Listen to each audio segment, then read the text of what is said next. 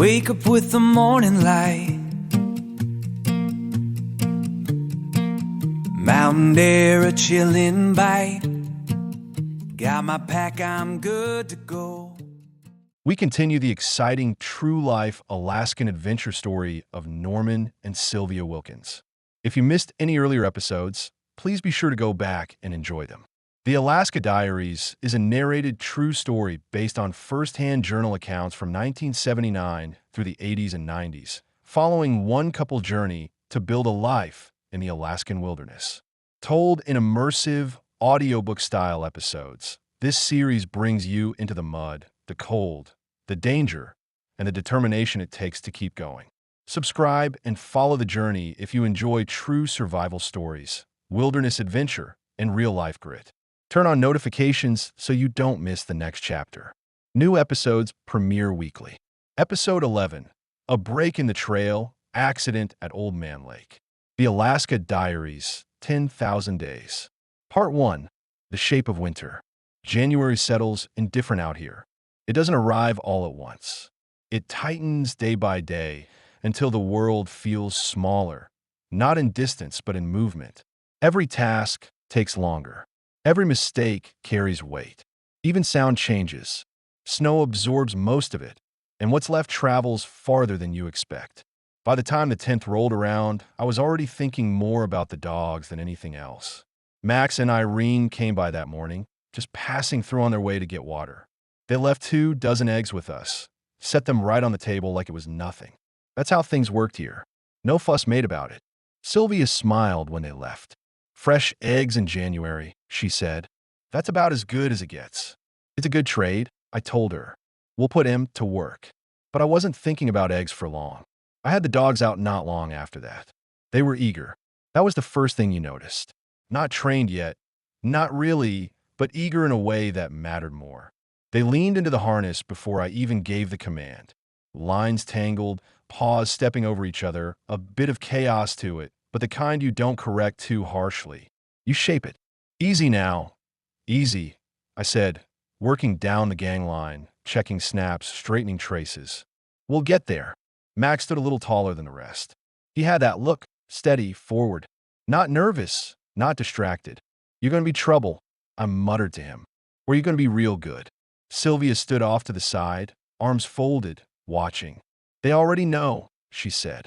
Know what? That they were meant to run. I nodded. She wasn't wrong. All right, I said, stepping back onto the runners. Let's see what you've got. Hi. They lunged forward. Not smooth, not clean, but committed. That's what matters. Those first runs were short. They had to be. You don't teach dogs in one go, and you don't build a team in a day. I spend hours just working them, getting them used to the feel of the harness, the pull of the line, the sound of my voice behind them. Gee, I'd call. Half the team would hesitate. One might turn.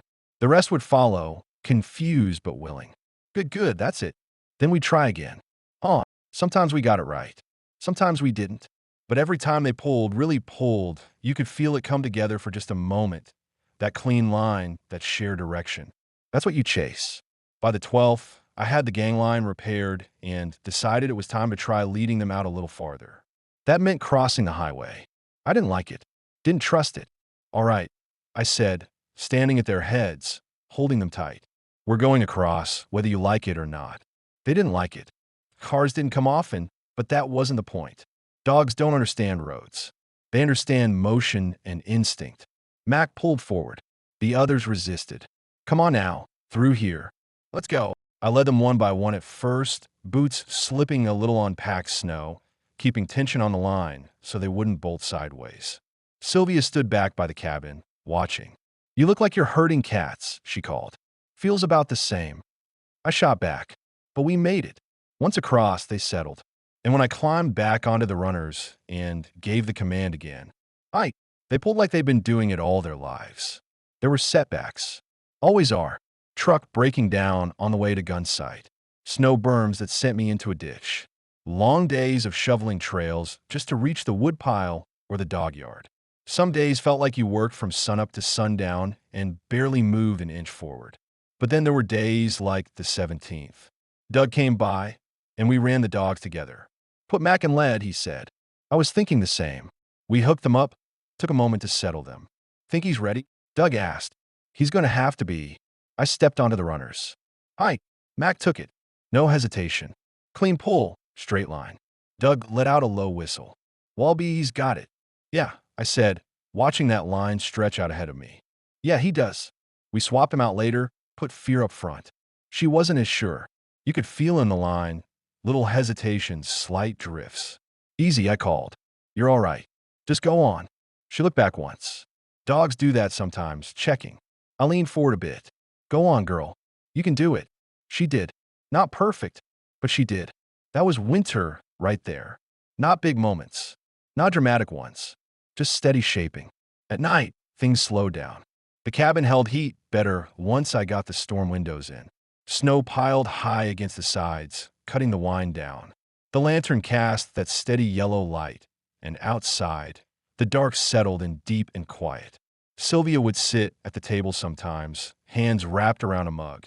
You ever think about how far this is from everything? She asked one night. All the time. And it doesn't bother you? I thought about that. It does, I said, but not in the way it used to. She nodded like she understood. I think, she said, you start to hear yourself better out here. I gave a small shrug. Or maybe there's just less to drown it out. She smiled at that. By late January, the work had settled into a rhythm. Feed the dogs. Run them when the trail allowed. Fix what broke. Prepare for what was coming next. The trap line didn't give me anything that season. I pulled the traps after a run that came up empty. That happens. You learn not to fight it. New dogs came in from John, Patty's brother. They needed time. Don't rush them, Sylvia said. I won't, but I work them all the same, introducing them to the team, letting them find their place. That's another thing you don't force. A dog team builds itself if you let it. By the end of the month, I was making gaiters just to keep the snow out of my boots. Little things like that matter more than people think. Snow gets in, melts, refreezes. You don't notice it right away, but it wears you down. Everything out here is like that. Small things adding up. And still, through it all, the dogs wanted to run. Didn't matter the cold. Didn't matter the wind. You'd step outside, and they'd already be watching you. Waiting. Ready. All right, I'd say, grabbing the lines. Let's go to work. And just like that, another trail would begin. Part 2, tracks in the quiet. February came in softer than January, but that didn't mean it was easier. Out here, soft just meant the cold didn't cut quite as deep when you stepped outside in the morning. The snow still held everything in place. The work was still there waiting. And the dogs, well, they didn't care what month it was. They only cared whether we were running. The 1st of February was my birthday. I didn't make much of it. Dan and Patty came by, though. That meant something. They brought a bit of warmth with them. Not just in talk, but in the way people do when they step into a place that's been quiet too long. Another year older, Dan said, setting his gloves on the table. Don't remind me. I told him. Patty laughed. You look the same to me. That's because I've been frozen solid since October, I said. Sylvia smiled from the stove. He might thaw out by June if we're lucky. We had coffee. Talked a while. Nothing important, everything important. That's how it goes. The nights around them were something else. The northern lights came out bright, strong enough to throw shadows across the snow. I'd step outside sometimes after tending the dogs, just stand there a while. Green bands moving slow across the sky, like something alive but in no hurry. Sylvia came out once, wrapped up tight in her coat. Hard to believe that's real, she said quietly. It's real, I told her. Just not something you get used to. We stood there longer than we meant to. Didn't say much. Didn't need to. The dogs were coming along. Not perfect, but better. Every run, you could feel it tightening up. The line straighter, the pulls more even. Mike surprised me. First time I put him in, I wasn't sure what I'd get. Let's see what you've got, I said, clipping him in. First run, he pulled like he meant it. Steady, no nonsense. Second run, not so much. He lost focus. Drifted. Needed correction. All right, I said, pulling them to a stop. You don't get to be good just once. I walked up the line, gave him a look. We're doing this again. Sylvia watched from behind. You talk to them like they understand every word. They understand enough. She nodded. Maybe better than people do. I didn't argue that. There were other kinds of work, too. Not all of it the kind you plan for. One night, out on a record call with James, I learned that the hard way. It was dark, real dark. The kind where your light only shows you what's right in front of you, and everything else disappears. We were working a cable. Steel, stiff with cold. I handled it wrong. Simple as that. Didn't see the loose strand. It went right through my mitt. I jerked back instinctively. Damn it, I muttered, pulling my hand free. James looked over. You all right? Yeah, I'm all right. But the blood had already started. Didn't seem like much at first, but in that cold, it doesn't take long. By the time it dried, the mitt was stiff as a board. Ruined. I turned it over in my hands, shaking my head. That was careless. James shrugged. Happens. Doesn't have to, I said. Out here, mistakes aren't just mistakes. They stick with you. Cost you time. Cost you gear. Sometimes more. I didn't say much after that. Just worked quieter. Back at the cabin, Sylvia was sick. Flu had taken hold of her, and it lingered. She sat wrapped in blankets more often than not, pale, but trying not to show it. You should rest, I told her. I am resting, she said, though she tried to stand anyway. You trying to rest? I corrected. She gave me a look. You're not much better. Maybe not, I admitted. But I'm not the one fighting a fever. She sighed and settled back down. Go run your dogs, she said. You're no good sitting still. She was right about that. The trail we'd been using had blown in. Snow had a way of erasing things without asking. So James and I took snowshoes out and started cutting a new one. It's slower work than people think. Every step has to count. You break trail, pack it down, choose your line carefully so the sled can follow later. James was good at it. Not bad for a day's work, he said, leaning on his poles. I looked back over what we'd done, a narrow line cutting through untouched snow. It'll hold, I said, long as the wind doesn't take it again. Wind always takes it again, he replied. I smiled a little. Yeah, but we'll just make another. Valentine's Day came and went without much thought, except for one thing. Fear had her pups. 7 of them. Small, blind, all instinct and noise. Sylvia knelt down beside them, gentle as anything. Well, she said softly, that explains a few things. Yeah, I said. She's had more on her mind than pulling lead. Fear lay there, tired but watchful. You did all right, I told her. Sylvia glanced up at me. You say that like she understands. She does. Fear thumped her tail once against the ground. That was enough. There were lighter moments, too. Trips into town. A game of pool at Taslina. People coming and going through Nelchino Lodge. Dennis and Sally stopping in. Familiar faces breaking up the quiet. But no matter what the day held, I always came back to the same thing. The dogs. By late February, I was running them almost every day. Different combinations. Different leads. Testing them. Learning them. One run stands out. I had Mikan again. Let's see if you remember what you learned, I said, snapping the line into place. We took off clean. Trail held good. Snowpack just right. First mile, solid. Second mile, better. I called out a turn. Gee, they took it. Clean.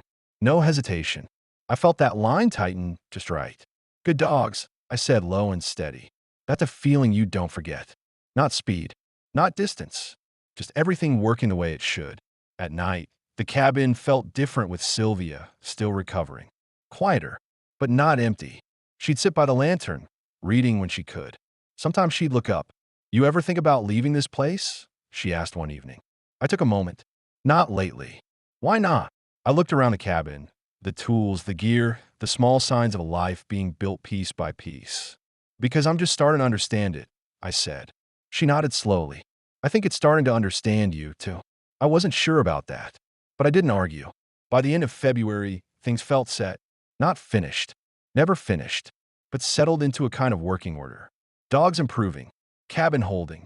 Weather easing, just a little. You start to think you've found your rhythm, that you've got a handle on things. That's usually about the time something changes. Part 3. The Visitor at Blue Lake. March has a way of opening things up again. Not all at once, and not in any way you'd call gentle, but you can feel it. The light stretches a little longer each day. The cold still bites, but it loses just a bit of its edge. And the land, quiet as it is, starts to shift under it all. I had been thinking about the trap cabin for a while. Not in a pressing way, just in the back of my mind like something unfinished. So when Dan called and offered to fly me out to Blue Lake, I didn't hesitate. You serious? I asked him. Sure am, he said. Weather's holding. Thought you might want to check on things. I do, I said. I really do. We left around noon the next day. Dan was flying, Sam along for the ride. I took the back seat, watching the land fall away beneath us as we climbed. It's different seeing it from above. You think you know a place when you walk it, when you run dogs across it, when you've felt every rise and dip under your feet. But from the air, it lays out in a way that humbles you. Endless. White broken by dark timber and frozen water. Hard to believe you find your way out here on foot, Sam said, looking back at me. You get used to reading it, I told him. Different kind of map. Dan laughed. We'll see about that when we land. We sat down on Blue Lake clean and easy. From there, it was all muscle and guesswork. No trail. Just snow, brush, and trees. Dan and Sam are on skis. I had snowshoes. You sure you know where you're going? Sam asked, adjusting his pack. Close enough, I said. Close enough isn't the same as right. It is out here, I told him, and started walking. You don't navigate that kind of country by landmarks alone.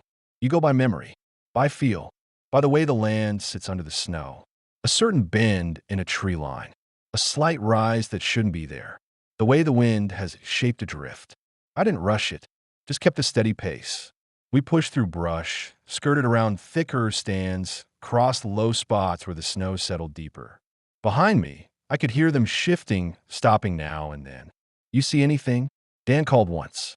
Not yet, I answered, but we're close. You've been saying that for a while, Sam muttered.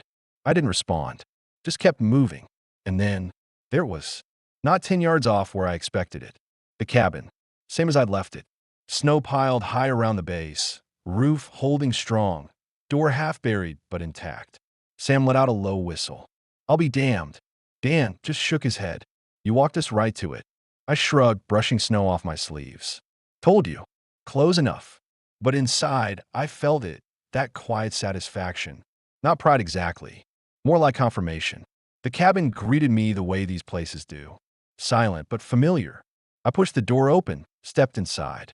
Cold air, still and dry. Everything where it should be. That's a good feeling, Dan said from behind me. Yeah, I replied. It is. We spent that first day just settling in, getting a fire going, melting snow, checking over what needed checking. Simple work. Good work. The kind that reminds you why you come back to a place like this. After they left, though, that's when it changed. The quiet out there is different than at Nelchina. Deeper, more complete. No passing traffic. No voices carrying from the lodge. No distant engines. Just wind, sometimes, and your own movement. I noticed the cache the next morning. Something had been in it. Not wrecked, not torn apart, but disturbed. I stood there a moment, looking it over. Well, I said aloud, you've got yourself a visitor. Didn't take long to figure out what kind. Tracks told the story. Small, quick, curious. Martin, he came back that night. I didn't see him at first. Just heard a faint scratching, then a soft thump. I stepped outside, lantern in hand. All right, I called quietly. Let's have a look at you. There he was, perched on the edge of the cache like he owned the place. Dark fur, sharp eyes, tail flicking once as he looked at me. You've got nerve, I told him. He didn't move, just watched. I checked the cache after he left. Noodles gone, butter disturbed. I stood there, shaking my head. Of all things, I muttered. Noodles and butter. The next day, I made a point of watching for him. Worked on drying my gear, fixing up tie-outs, doing what needed doing but always half listening. Sure enough, he came back. This time I was ready. I stepped out just as he reached the cache. Hey, I snapped. He froze, turned his head toward me. Then he did something I didn't expect. He scolded me. Sharp, chattering sound, like a squirrel with an attitude problem. I blinked at him. Well now, I said. You're bold. He scolded again. I couldn't help it. I answered him. Made the same sound back. Close enough, anyway. I got a reaction. He puffed up, tail flicking faster, chattering louder. Oh, you don't like that, do you? I said, grinning despite myself. We went back and forth like that for a minute. Two fools in the snow, arguing in a language neither one of us really understood. Finally, he darted off into the trees. I stood there, shaking my head. All right, I said. You win today. He didn't stop coming. Every night, or near enough. I started setting a little aside for him. Nothing much, just enough to keep him from tearing into things I didn't want him in. Don't get used to it, I told him one evening as I set a scrap out. He watched from the edge of the trees. Waiting. You're still a thief, I added. He didn't seem bothered by that. Days out there fell into a rhythm. Snowshoeing trails. Checking for sign, caribou, wolf, moose. Working on small things that never quite get finished. I marked out a landing strip on the little lake with spruce boughs. 2 lines, clear enough for Dan to see from the air. You'll appreciate that, I said to myself as I stepped back to look at it. One morning, I woke up feeling off. Heavy. Slow. Slept too long. I muttered, though that wasn't it. Still, I pushed through it. Snow showed out to the lake. Cleared what needed clearing. By the time I got back, the sun had broken through. Bright. Sharp. The kind of light that makes everything look cleaner than it is. The Martin was back that afternoon. Of course he was. I caught him halfway into the cache. Hey, I called, stepping forward. He popped his head out, noodles hanging from his mouth. We locked eyes. You're unbelievable, I said. He dropped the noodles. Scolded me again. I scolded back. Same routine. He got louder. I got louder. At one point, I swear he took a step toward me like he meant to argue the point further. I laughed then, couldn't help it. All right, I said. You've made your case. He lingered a second longer, then vanished again. By the time I was getting ready to leave, I'd gotten used to him. Didn't name him. Didn't make that mistake. But I expected him. That's something. The morning I packed up, he showed up one last time. Sat just outside the cache. Watching. You're going to have to find your own food now, I told him. He tilted his head slightly. Don't look at me like that, I added. You were doing just fine before I got here. He didn't scold that time. Just watched. Dan was late picking me up. Didn't worry me much. Out here, things run on their own schedule. So I made breakfast. Packed slow. Took one last walk around. The Martin didn't show again. When Dan finally did arrive, the sound of the plane broke the quiet wide open. I stepped out onto the lake, waved him in. He circled once, then came down clean.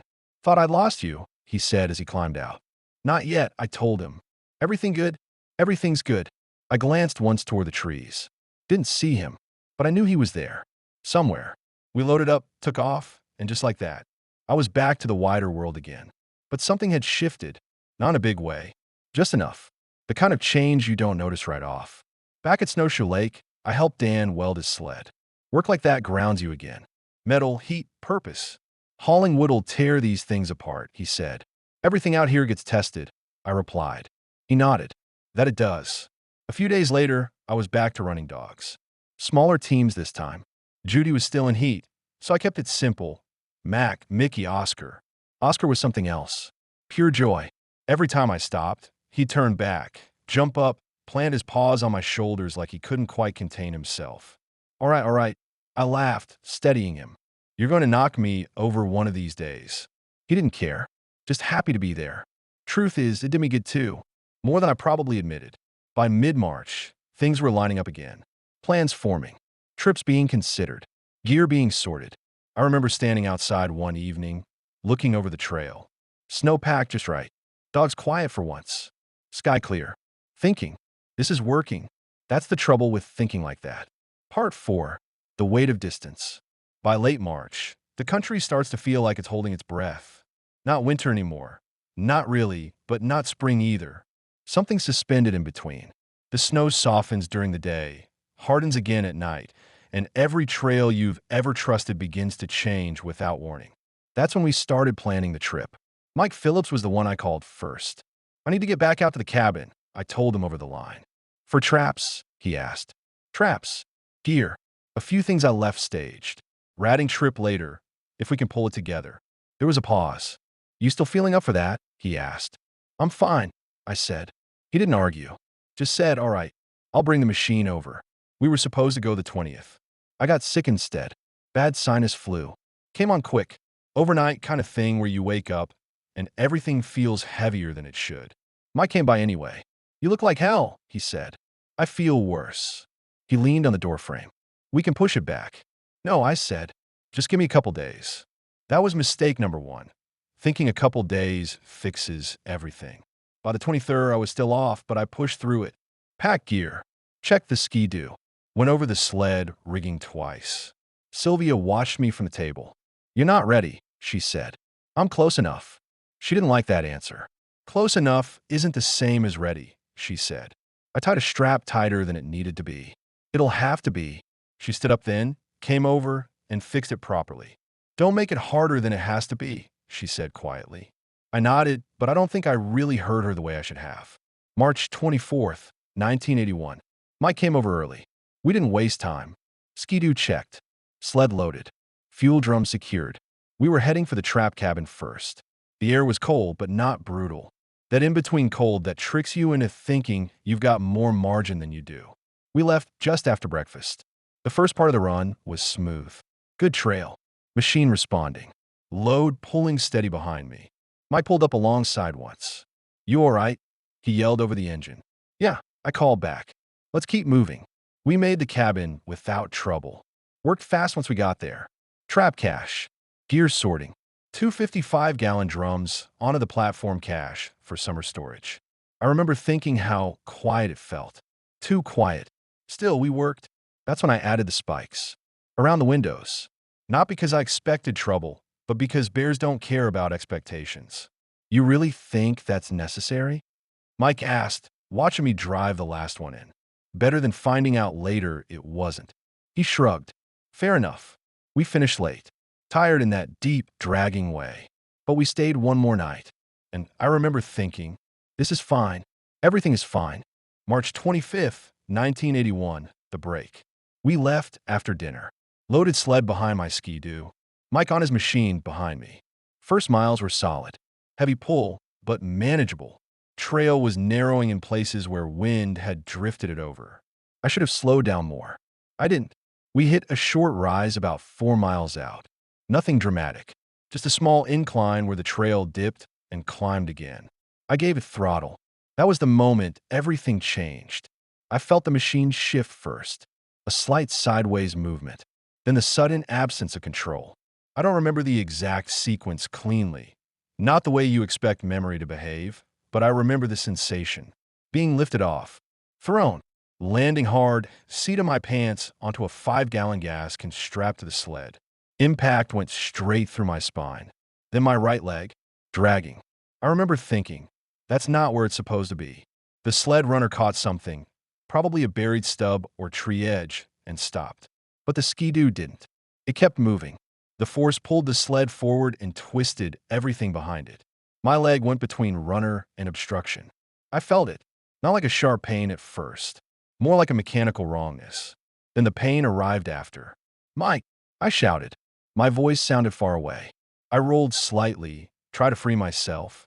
Cold hit instantly where my boot had shifted. I knew enough to stop moving. That part matters. You don't fight a leg injury in deep cold like that. You make it worse every time you panic. Mike came running up, killed his machine. "Jesus, what happened?" "Don't touch it yet," I said. "Get my boot off slow." He hesitated, then nodded. We worked carefully. Boot off. Socks peeled back. Cold air hit exposed skin. That's when I knew. Lower leg broken. Twist at the knee. Ankle unstable. Not clean. Not simple. "All right," I said, breathing slow. "We've got a problem." Mike looked at me. "How bad?" "Bad enough we're not walking out." Temperature was dropping fast. Minus 25 degrees or thereabouts. You don't waste time at that temperature. We got the boot and socks back on immediately. Not because it fixed anything, but because exposure would finish the job faster than the injury itself. Mike looked around. "We can leave the sled," he said. "I can go back." "No," I said. "We move it. Now." So we switched. He took my Ski-Doo with the load. I took his lighter machine. No sled, just balance and control. I kept my right foot pinned to the running board the best I could. Every bump sent pain up the leg like electricity. But held. Barely. We reached Old Man Lake as the sun dropped. Light disappearing fast behind the trees. That's when Mike hit trouble. My loaded Ski-Doo wouldn't pull the sled up the short rise off the lake. Too heavy. Wrong angle. Ice under snow. He tried twice. "I can't get traction," he shouted. "Try a swing, wider line." I called back. He did. Still nothing. The sled just sat there, dead weight. The temperature kept falling. That's when he came over. "We might have to leave it," he said. I shook my head. "No. Move it off the trail." We go around. You sure? I'm cold just sitting here. Move it. He did. We rerouted. Slow. Careful. Every movement deliberate now. No rushing. Rushing gets you killed out here. We got on a Old Man Lake proper when we saw the plane. Small aircraft. Local pilot. He taxied right out on the snow. Cut engine distance down like it was nothing. Mike went over. I stayed seated, leg burning now in that deep internal way that tells you swelling has begun. I couldn't hear all of it, just fragments. Injury, Gulcana, small plane. Mike came back. They'll fly you out, he said. I looked at the plane, looked at the leg, then shook my head. I'm not climbing into that thing like this, I said. He frowned. It's your best shot. I said no, and I meant it. We moved again. Slow run to Billman's. Every mile longer than it should have been. By the time we reached Patty and Dan's place, I was operating on discipline more than comfort. Patty came out immediately, saw me, didn't ask questions, just came over, took my left arm. You're coming inside, she said. No argument, no hesitation. After that, Glen Allen Hospital, cold lights, doctors speaking in measured tones. Broken fibula, I heard, torn tissue, knee strain, ankle damage, all very clinical. All very detached, like it belonged to someone else. March 26th to 28th, the stillness after. I don't like hospitals. Never did. Mike and Sylvia came to get me out as soon as they could. That mattered more than anything. Back at the cabin, Charlie stopped by. Sat with me a while. Didn't say much. Just company. Peter and Sam came after. The world outside kept moving. Mine didn't. Then the splint. Walking again, carefully. Every step measured. Pain not gone, just organized. We went out once, short distance. KROA in Mendeltna. Italian meal. Strange contrast. Broken leg. Warm food. People laughing in another room. I remember thinking how quickly life shifts registers. One moment you're on a trail in minus 25 degrees, pulling a sled. Next moment you're sitting in a chair wondering how long bones take to decide they're healed. And somewhere in all of it, I thought about the Martin. Still back at Blue Lake. Still stealing noodles and butter like it was the most important thing in the world. I found myself smiling at that. Because the truth is, the world doesn't pause when you break. It just keeps going, quietly, indifferently, and you either learn to move with it again, or you don't move at all. Part 5, What the Ice Leaves Behind. After the accident, time stopped feeling like something I was moving through and started feeling like something I was recovering inside of. Not quickly, not cleanly, just day by day, with the same kind of careful attention you use when crossing thin ice, weight distributed, every step tested before you trust it. The leg hurt less in sharp ways as the weeks passed. That was the first sign things were changing. The pain didn't disappear, it just stopped shouting all the time. It learned to sit in the background. So did I. Early April, small movements. The doctor took the splint off on March 31st. I remember sitting there, watching him work, thinking how strange it was to have something external finally removed and still feel just as restricted. You're healing, he said. That's what you call this? I asked. He smiled a little. Carefully, yes. Carefully. That word followed me everywhere after that. The first few days without the splint weren't freedom. They were negotiation. Standing up took thought. Walking took planning. Even sitting down wrong could send a reminder up the leg that I wasn't as far along as I wanted to believe. Sylvia watched me more than she said anything. One morning, she leaned against the table and said, "You're moving like you're trying not to disturb the house." "I am," I said. "That's not the same as living in it." I didn't have a good answer for that. The dogs were the first thing I went back to. Of course they were. They don't wait for permission. They don't understand injury in human terms. They only understand whether you show up or you don't. I hobbled out one morning just to see them. The moment they saw me, the yard changed. Not loud, not chaotic, just alert. Oscar was the first to break. He came straight over like nothing had happened at all and jumped up, front paws on my shoulders, pure weight and joy. "All right, easy." I laughed, bracing myself. "Easy, I'm still attached to this leg, believe it or not." He didn't care. He never did. Sylvia stood behind me, arms crossed. "He looks happy you're back," she said. "I didn't go anywhere," I told her. She raised an eyebrow. "You know what I mean," I added. The first run back was short. Too short for pride, just long enough for testing. Matt can lead again. He watched me differently now. Not uncertain, just aware. Like he'd noticed something had changed and was adjusting accordingly. Easy now, I said, clipping lines. The team shifted, restless. They knew the rhythm. They wanted it. I stepped onto the runners carefully. Left leg solid. Right leg managed. All right, I said. Let's just see. Hike.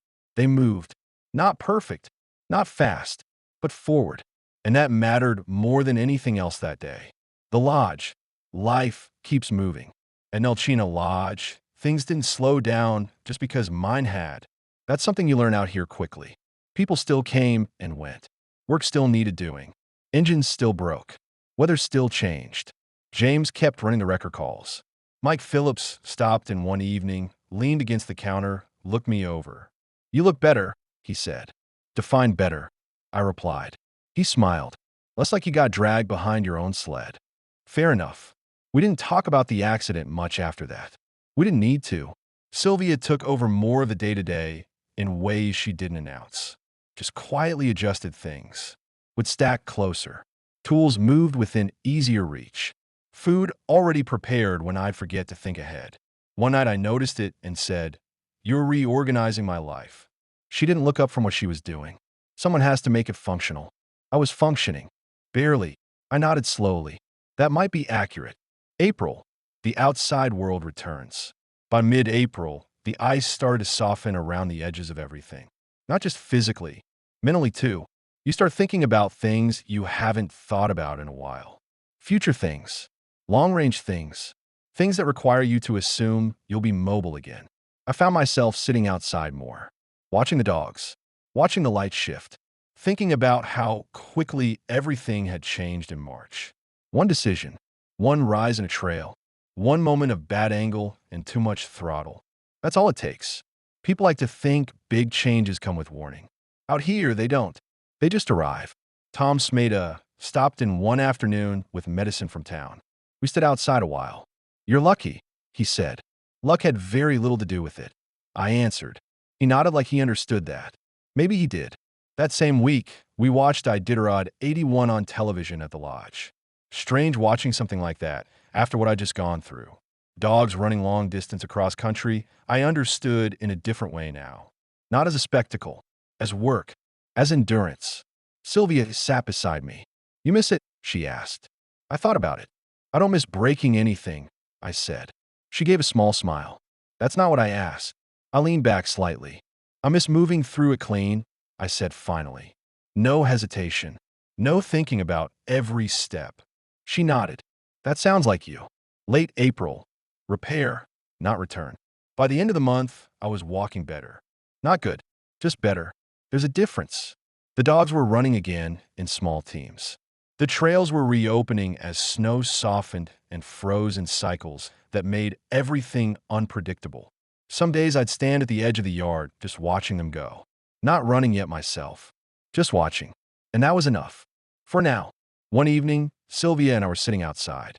The light was doing that long northern stretch again, lingering instead of dropping.